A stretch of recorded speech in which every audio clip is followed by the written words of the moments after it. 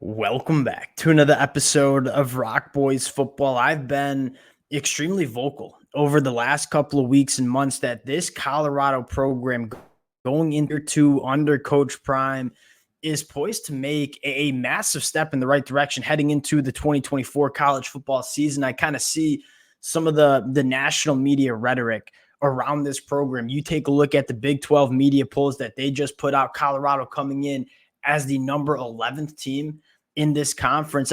I think this Colorado program is going to sneak up on a lot of people in the 2024 season. Want to get into 5 reasons that I think Colorado takes that step in the right direction in 2024. And I think it's a combination of one, they return just a lot of good football players from the 2023 season, right? Obviously headlined by Deion Sanders, one of the best quarterbacks, not only in the Big 12 conference, but in the country. Travis Hunter, one of the purely just best football players in the country, a host of other guys that played solid football for Colorado. But I think even more importantly, Coach Prime looked at this program, looked at the root causes of why Colorado didn't have the success they wanted to have in 2023. They go into the transfer portal, and I think they addressed some of the biggest concerns that we had about this Colorado program during year one under Coach Prime. Want to get into some of these reasons that I think this is going to be a much better Colorado team in 2024. Before we get into it, as always, just would love to hear from you guys in the comment section. The amount of feedback that I get from you guys, whether you're a Colorado fan, whether you maybe disagree with some of these takes, that is the beauty of college football. This is a polarizing program. I would love to hear your feedback in the comment section. And if y'all do enjoy the content, consider subscribing to the channel. And without further ado, let's get into 5 reasons. I want to start with quarterback play, specifically within the Big 12, where I look at the media poll rankings that the Big 12 released, Colorado coming in at number 11. How can you put a team that, in my mind, has the best quarterback play in the conference coming in at number 11? And this is not disrespect to Noah Fafita or Cam Rising or Avery Johnson at Kansas State. I think those are all really good quarterbacks heading into 2024. I would personally take Deion Sanders out of that bunch in terms of, if you ask me, I need to win 10-plus football games, what quarterback am I selecting? I think it's going to be Deion Sanders. I think that's going to be reflected in how the NFL draft shakes out in a couple of months. And you dive into Deion Sanders, 3,200 yards, 27 touchdowns to 3 interceptions with almost a 70% completion percentage in 2023 behind an offensive line that was one of, if not the worst at the Power 5 level, with an offense that could not get it going on the run game, only averaging 2.3 yards per carry. That was 133rd. There were a lot of forces that were pushing back on Deion Sanders, and Deion Sanders was still a very plus quarterback for this program. Now, we expect some of those things to change, and if they do change, I think it's very realistic to talk about Deion Sanders taking another step going into 2024. This is a guy that I think balances making elite caliber throws, making high level throws without turning the football over, as evident with the 27 touchdowns to only 3 interception ratio. And a couple other things that I'm kind of intrigued about is Colorado pushing the ball down the field a little bit more. You look at Deion Sanders and his numbers in the 2023 year, he completed over 40% of his passes, 20-plus yards down the field for 11 touchdowns and only 1 interception. He's got a very good deep ball. Now, he only threw 20-plus yards down the field 12% of the time because the offensive line couldn't hold up in pass protection. And I think there's an argument that you didn't really have that wide receiver that could attack that deeper third. And you look at guys like Travis Hunter or Xavier Weaver, Jimmy Horn Jr., all very quality wide receivers at the college football level, but all guys that kind of operate in those short intermediate route trees. And Colorado goes to the transfer portal, grabs Will Shepherd, a guy that excels attacking the deeper third. You look at Amari Miller going into year 2, another guy that can be that target attacking the deeper third with an offensive line that we're going to talk about. We expect to get better with the addition of some wide receivers that give you a little bit more ability to push the ball down the field. I think there's a lot of reason to believe that Deion Sanders, who was very good in 2023, takes a step in the right direction in 2024. So you start stacking these teams in the Big 12, at least the way I look at it, I look at Colorado and say, how can you have them as the number 11th team in the conference when I think they have the best quarterback in the conference heading into 2024?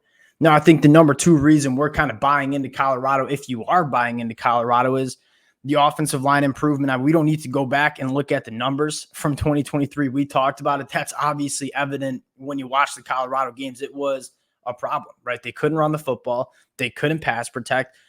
You look at what Colorado did with the offensive line going into 2024, it's, at least in my mind, the quality of newcomers that you have coming into this program. I think last year, Coach Prime was kind of on the fly, just trying to fill in this offensive line. And it was kind of evident that was not a quality Power 5 starting offensive line. You look at, kind of what we project this offensive line to be in 2024. One, it's deep. And you have guys that when you start talking about your sixth offensive lineman, your seventh offensive lineman, your eighth offensive lineman, we feel pretty good about the depth of the offensive line, but we also feel pretty dang good about the starters, right? You look at Khalil Benson, a guy that started 2+ years at the Big Ten with Indiana. You look at Justin Mayers, one of the more coveted interior offensive linemen in the transfer portal, a kid that in 402 pass pro opportunities last year only gave up 1 sack and 5 quarterback hurries.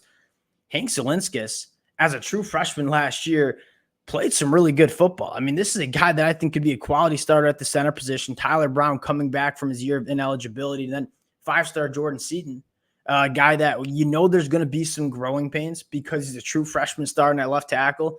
And you go back to how we had that conversation about Jordan Seaton when he committed to Colorado. If there was one offensive lineman that we said is year one ready, it was probably Jordan Seaton. And then you start talking about the depth. I mean, we talk about Tyler Johnson potentially not even starting for Colorado.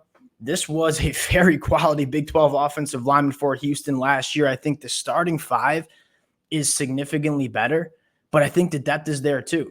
Now, I think the big question for the offensive line, at least in my mind, is how do all these newcomers kind of come together as a unit? That's probably the question. We look at the talent level and say, that's there. Can this unit play together? That's probably the question that we have. Going to number 3, and I think kind of an underrated conversation surrounding this Colorado defense last year was the pass rush, specifically on the defensive line. You go back to some of the numbers in 2023, Levante Bentley was tied first for sacks with this Colorado program. What does that kind of tell you? Colorado didn't exactly have the dudes on the defensive line to manufacture a lot of pressure on the quarterback. They weren't able to be that disruptive. You look at this defensive line heading into the 2024 year from a pass rush standpoint, this is a unit that can be really good, right? You talk about Deion Hayes, 29 quarterback hurries last year in the ACC. You look at BJ Green, a guy that could have gone to the NFL draft, had 34 quarterback hurries for Arizona State last year. Samuel Okunlola coming from Pitt.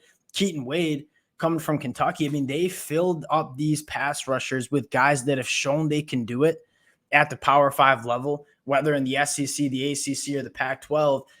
I look at the Colorado pass rush that, again, I think on paper wasn't that bad, but when you dive into how they needed to manufacture pressure on the quarterbacks, they were forced to send a lot of pressure because they didn't have the guys on the defensive line to manufacture that. I think this is a Colorado pass rush unit that can be significantly better. That's not even to mention guys like Ray and Buell or Anquin Barnes or Quincy Wiggins, guys that have a ton of upside that could really be impact guys for Colorado. I just think the top end talent along with the depth on the defensive line, that's another unit that you just can't argue is massively improved from last year. Last year, Jordan Dominic was probably your best pass rusher. He'd probably be the 4th best pass rusher on this Colorado roster in 2024.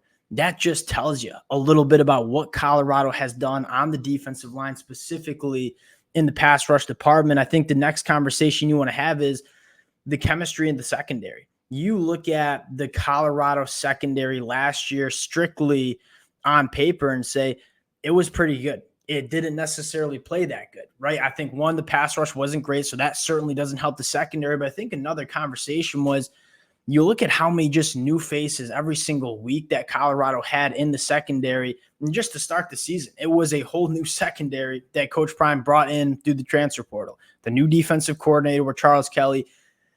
The players were good.